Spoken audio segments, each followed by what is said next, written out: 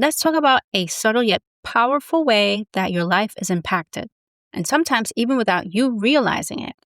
Yes, I'm talking about your circle of influence. This is not about your followers or how many likes you get, how many connections you have, even how many friends you have or think you have. I'm talking about the people whose voices you give weight to more than others, the opinions of those you listen to intently because you've known them for a very long time or may even be related to. These are the people who shape your decisions, your mindset, and your standards. Sometimes you don't even give it much thought. And whether you choose it or not, you're being influenced by them. So today we're fixing that. We're talking about building a circle of influence that you can actually trust and determine who belongs there. Because everyone has a role, but they should not have the same level of access. So let's get into it. Hi, everybody. Welcome to the Main Allure podcast with your host, Laura. And this is episode 32, where today we're going to talk about, yes, your circle of influence. This is basically your mental board of directors. It's basically a group of people whose opinions you consider trustworthy. The advice that they give you is absorbed without you giving it much thought, and it's the energy you feel most inspired by. So you tend to keep them very close to you. Funny enough, you don't have to be physically close to them in order to feel influenced by them. You don't even have to talk to them every day. It could be your family, a mentor, a friend, even someone you follow online. So if their voice affects how you think or move or feel, that's right. They are in your circle of influence. There's actual science behind this. And according to anthropologist Robin Dunbar, I believe he was a professor at the University of Oxford, and he discovered that humans naturally organize relationships into layers based on the emotional closeness and even cognitive capacity. This is what he calls Dunbar's number. And here's how it works. I want you to think about a bullseye, okay? And, a bullseye, if you've ever played darts, it's like the circle with different layers of circles around it. The people in your innermost circle usually consist of no more than 5 people. Then the next circle, next tier, are your 15 closest relationships. The tier after that are your 50 meaningful connections. And of course, up to 150 are those stable social relationships that make up the most outer layer. And as the circle expands, emotional closeness decreases. So anything after 150 tends to be, people you may recognize, but not necessarily people that you're close to. So if let's say you have 600 friends on your Instagram, guess what? Your brain literally cannot maintain a deep level of connection with all 600 of them. So what happens when you try to treat everyone the same? You end up overwhelmed, or even worse, you may end up being influenced by the wrong people. Now let's break it down by the different tiers. Tier 1, this is your control center. And again, like I mentioned, this is your core. And it could consist of, think of your very best friends, right? It could be one person, but it could be up to 5. The people in this tier have direct access to your real thoughts, your real decisions, your real life. They know just how messy you can get, how chaotic your life is. They have the dirty down on your life. And research calls this your support clique.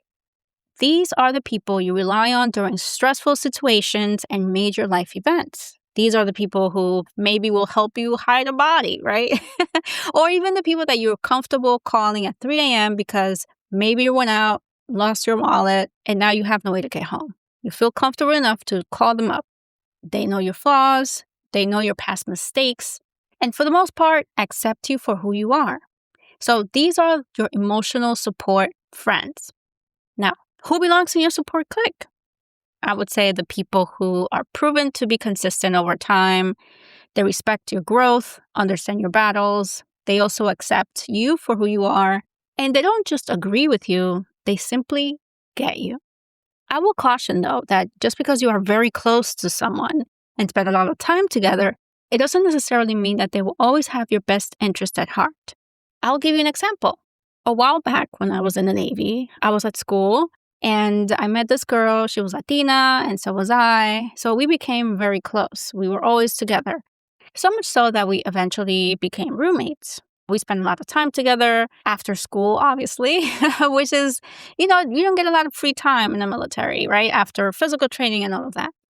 About a couple of months or so later, I started dating a guy who treated me very well. He met my baseline if you if you listen to that episode, and we clicked, right? So I had to split my time between my friends and him and everything else. One day, she tells me that the guy I'm dating is cheating on me. That apparently she saw him kissing some other girl at a plaza on base, and I was really upset about it because not only was he doing that, but it was with someone who apparently didn't like me. Called him up, met in person, had a conversation, asked him about it. He denied it. And he was visibly upset because he couldn't understand, he was denying it the whole way. But because I was trusting my friend to tell me the truth, I ended up breaking up with him. I told him, I didn't want to see him again and everything. Lo and behold, a few years go by, and through the grapevine, I learned that she had apparently made it all up, that it was a fake story that she made up. And interestingly enough, we were no longer friends because she had tried to sabotage another relationship of mine. Obviously, I wasn't surprised by that point, but during the time when she told me, I trusted her. I trusted her because she was part of my support clique, or at least I thought she was. So I came to learn that whenever people are giving you advice or helping you make a decision, it's very important that they are not emotionally affected or impacted by said decision.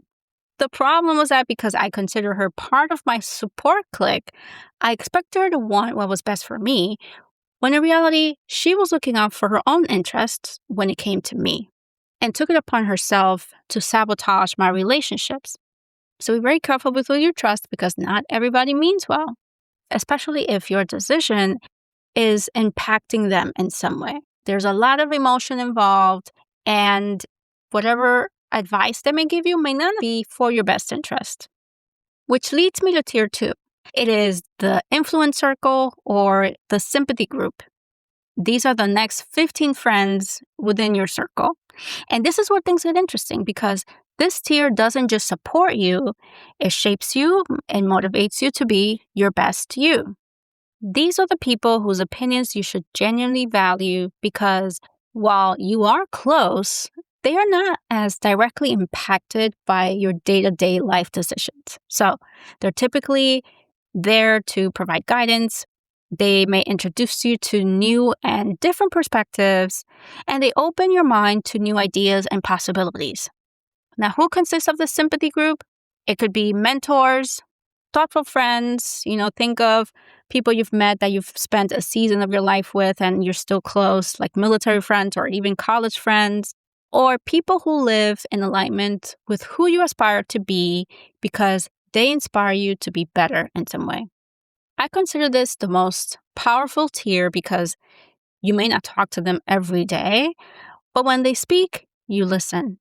It packs a mean punch, as they say, and it's usually with intention. So if you need unbiased advice, this is the best group to rely on.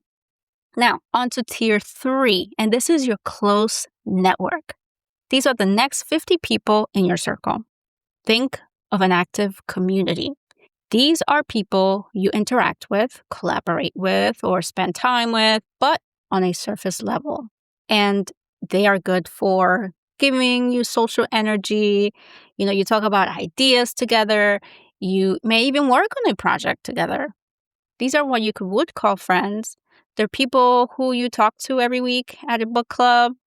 They could be your gym or Zumba friends, right? You talk to them often and you talk about random things. They could be your coworkers. You tell them enough about your life, but you're not really digging deep into the specifics. So they're people you genuinely like, but you wouldn't necessarily rely on to give you advice because you probably just don't know them too well. There's always a bit of, not a mask, but a bit of a filter where the intimate history just isn't there. They're part of your life, but they're not steering the ship in any way. And yes, I know. I'm using Navy terminology, but you get the idea. Now, when it comes to tier 4, this is your awareness circle or personal network. This is the outermost layer of the circle. So you know them, they know you, but the connection is light and casual. Think of the random person you meet while on vacation. You're having drinks, you're having the pina coladas, you're having a good time, you see them for a week straight, you're having fun together, and you find out that you actually vibe. So you exchange phone numbers, maybe you add them on social media, but then you don't really talk to them ever again. Maybe, maybe not, but they're there. You like their photos, they like yours, and they may even wish you happy birthday and vice versa. But it doesn't go beyond that. You keep them around probably because you love their vibe. They could be connected in some way, or they live in a part of the world where you may want to visit someday. And these are the people that you would call acquaintances. They're a part of your external network, or even people you cross paths with, like I mentioned, in life or online. I'll tell you right now, I have friends who I met on MySpace many, many years ago, and I'm still friends with them. And occasionally we hit each other up on DMs. We're like, hey, what's up? What's going on? And so, yeah, you could potentially keep people around because you just think they're cool. And there's absolutely nothing wrong with that. Now, the important thing about understanding these tiers of influence is that sometimes you don't realize who's influencing you. When you stop and really think about it, the advice is not always obvious. We think that advice is because you seek the advice, but oftentimes it's passive, and it looks like having repeated conversations about a certain topic. It's the energy you're constantly surrounded by. And I want you to think of your friends who maybe you're always partying with them, talking about absolutely nothing, right? And while it has no value, that is still influence. It also looks like those subtle opinions that eventually start to sound like facts. And now, because they're always talking about it, you assume that what they're saying is true.